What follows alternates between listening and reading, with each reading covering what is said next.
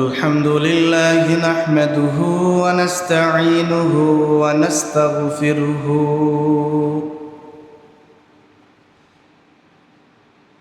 ونؤمن به ونتوكل عليه ونعوذ بالله من شرور أنفسنا ومن سيئات أعمالنا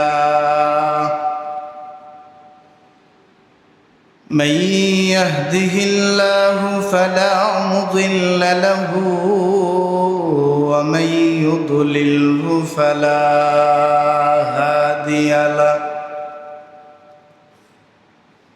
ونشهد أن لا إله إلا الله وحده لا شريك له لا ضد له ولا ند له ولا مثال له ثم نشهد أن لا إله إلا الله وحده لا شريك له ونشهد أن سيدنا وسندنا وحبيبنا وحبيب طبيبنا وطبيب قلوبنا وهولانا ومولانا محمدا عبده ورسوله أما بعد فأعوذ بالله من الشيطان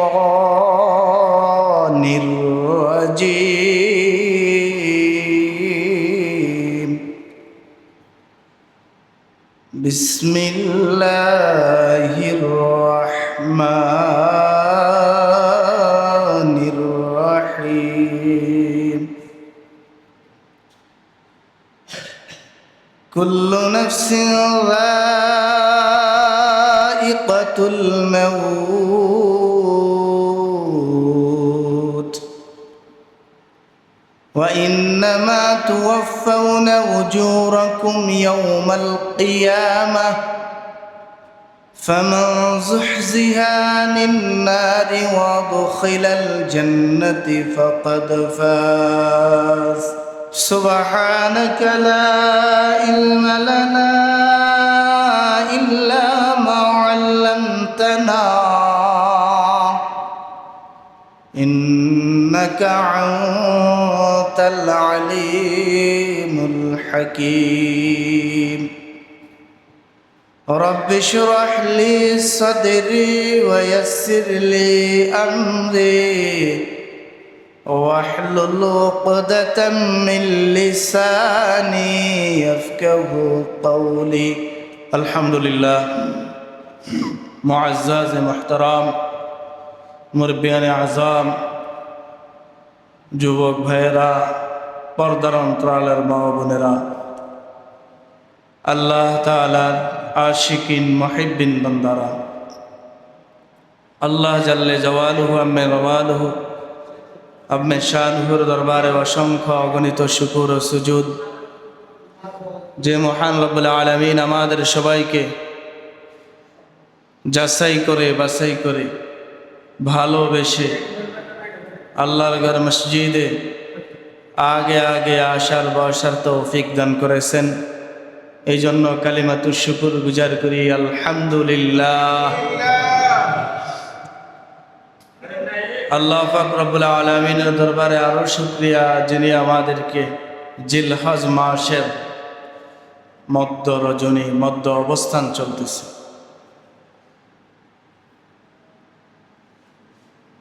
জিলহজ মাসে মুসলমানদের আনন্দ গেছে কি গেছে না গেছে আলহামদুলিল্লাহ আল্লাহ যাদেরকে তৌফিক দান করেছেন তারাই হজ করেছে কুরবানি করেছে আলহামদুলিল্লাহ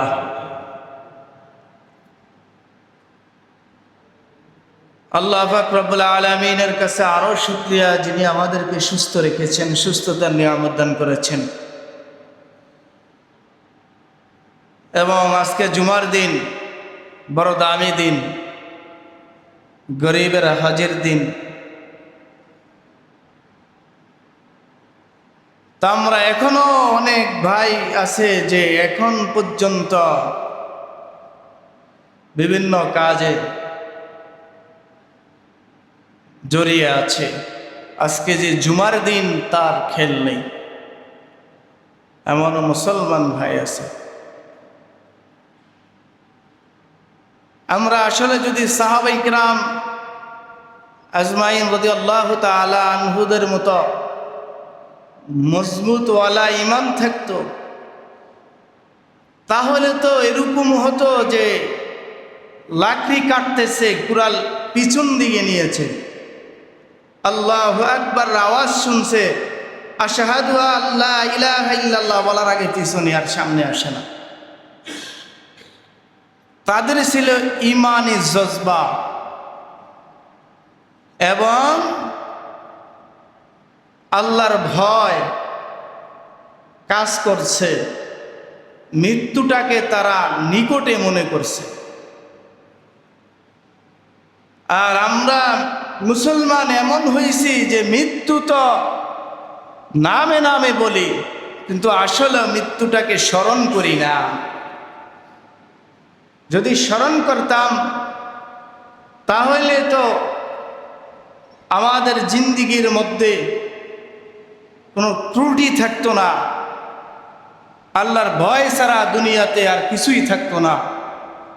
আমার দিলে তো এমনটাই থাকতো যে অন্যের ক্ষতি কি জিনিস বুঝতাম না।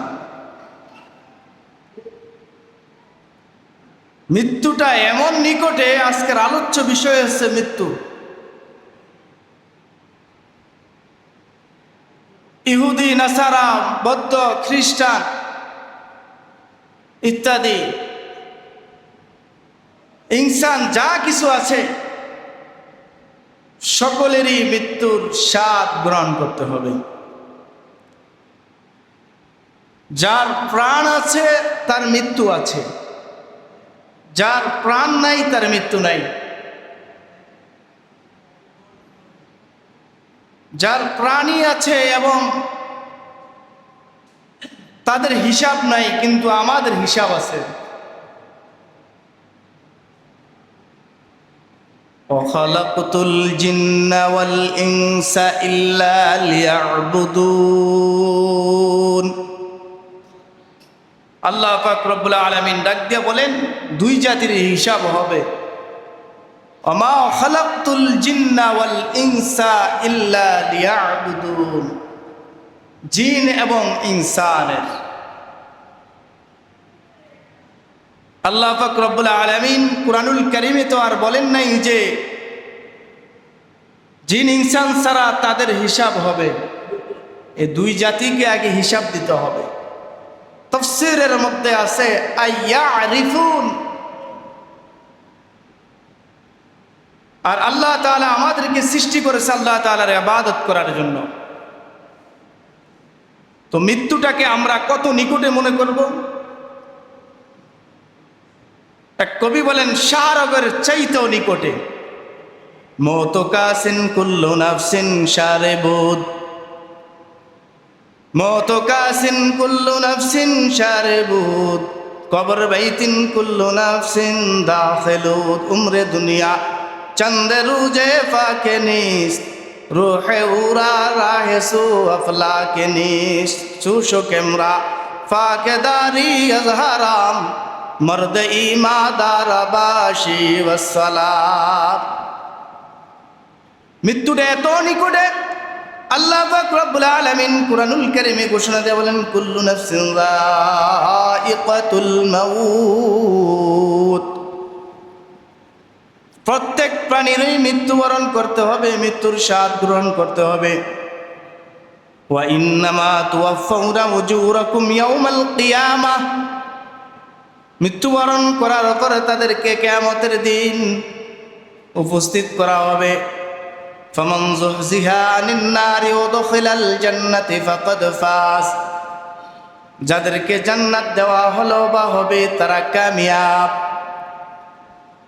যদি জান্নাত দেওয়া না হয়, জাহান্নামের লাকড়ি হিসাবে বহন করা হয়, তারা তো কামিয়াব না, তারা সফল কাম না। ওয়ামাল হায়াতুদ দুনিয়া ইল্লা মাতাউল গুরুর। পার্থিব জীবনকে তোমরা প্রাধান্য দিও না। তাহলে আল্লাহ পাক রব্বুল আলামিন বলতেছেন, কুল ফাত্তাক, যাদের প্রাণ আছে তাদের মৃত্যুর স্বাদ গ্রহণ করতে হবে। মৃত্যুবরণ করার পর নাম্বার 1 হিসাব হবে নামাজের। আল্লাহ রাসূল সাল্লাল্লাহু আলাইহি ওয়াসাল্লাম বলেন, قال رسول الله صلى الله عليه وسلم أول ما يحاسب به العبد يوم القيامة الصلاة। কিয়ামতের দিন সর্বপ্রথম নামাজের হিসাব হবে। প্রথমেই আমাদের মৃত্যুবরণ করার পরে হাসর হওয়ার আগেই আমাদের হিসাব শুরু, নামাজের হিসাব হবে। আমরা যদি দুনিয়ায় থাকা অবস্থায় নামাজ পড়ি তাতে আলহামদুলিল্লাহ, আল্লাহর হুকুম পালন করলাম। নামাজ পড়ব কার তরিকায়? নবী করিম সাল্লাল্লাহু আলাইহি ওয়াসাল্লামের তরিকায়। জিন্দেগি জীবন যাপন করব কার তরিকায়? আল্লাহ পাক রব্বুল আলামিন যে হুকুম করেছে, যেই যিনাকে পাঠাইছেন তিনি হলেন মুহাম্মদুর রাসূলুল্লাহ সাল্লাল্লাহু আলাইহি ওয়াসাল্লামের তরিকায়। আমি খাইব রাসূলুল্লাহ সাল্লাল্লাহু আলাইহি ওয়াসাল্লামের তরিকায়। আমি ঘুম যাইব রাসূলুল্লাহ সাল্লাল্লাহু আলাইহি ওয়াসাল্লামের তরিকায়। আমি রাত্রে যাপন করব রাসূলুল্লাহ সাল্লাল্লাহু আলাইহি ওয়াসাল্লামের তরিকায়। পোশাক পরিধান করব আমি মুহাম্মদ আরবি সাল্লাল্লাহু আলাইহি ওয়াসাল্লামের তরিকায়। আমি ঘুম থেকে উঠবো মুহাম্মদ সাল্লাল্লাহু আলাইহি ওয়াসাল্লামের তরিকায়। ঘুম যাইতে দোয়া, উঠতে দোয়া, ইস্তেঞ্জায় যাইতে দোয়া, বের হইতে দোয়া, মসজিদে প্রবেশ করবার সময় দোয়া এবং বের হইতে দোয়া। মুমিনের প্রত্যেকটা হালতেই ইবাদত। সুবহানাল্লাহ। তাহলে মৃত্যুবরণ করার আগে আমাদের সামান জোগাড় করতে হবে কি হবে না? হবে, অবশ্যই হবে। সাহাবায়ে কেরাম রাদিয়াল্লাহু তাআলা আনহুরা আরজ করলেন, ইয়া রাসূলুল্লাহ,